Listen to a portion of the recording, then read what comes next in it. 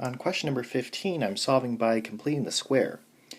So I want to have my x squared and my x term on one side and my constant on the other. So my first step is going to be to subtract 4 from both sides. 3x squared minus 8x, and then I'm going to leave a space, is equal to -1.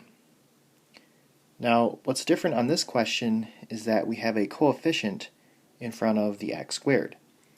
And we can't have that when we're using completing the square. So what we need to do is we need to divide every number by that coefficient. So that's going to get me x squared minus 8/3 x is equal to -1/3. Now I'm ready to find my two numbers. So my first number is half of -8/3.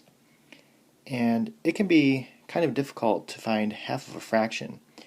So another way of finding a half is multiplying by 1/2. So half means multiplying by 1/2, or a half. So if you multiply -8/3 by 1/2 on your calculator, you'll get -4/3.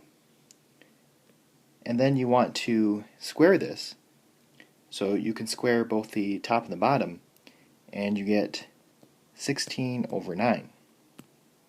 So it's the 16/9 that you want to use first.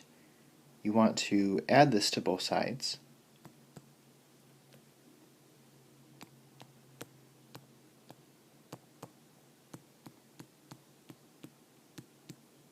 And you can use your calculator to add -1/3 plus 16/9, and you should get 13/9.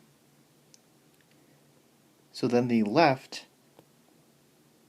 technically factors into x minus 4/3 squared. So that's where we see this number again.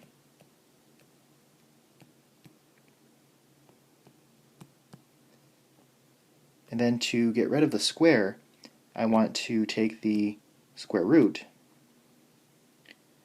So x minus 4/3 is equal to plus or minus square root of 13/9.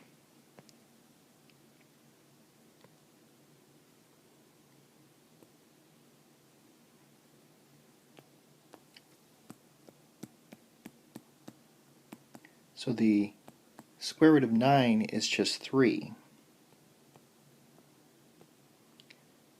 And then I want to add 4/3 to both sides.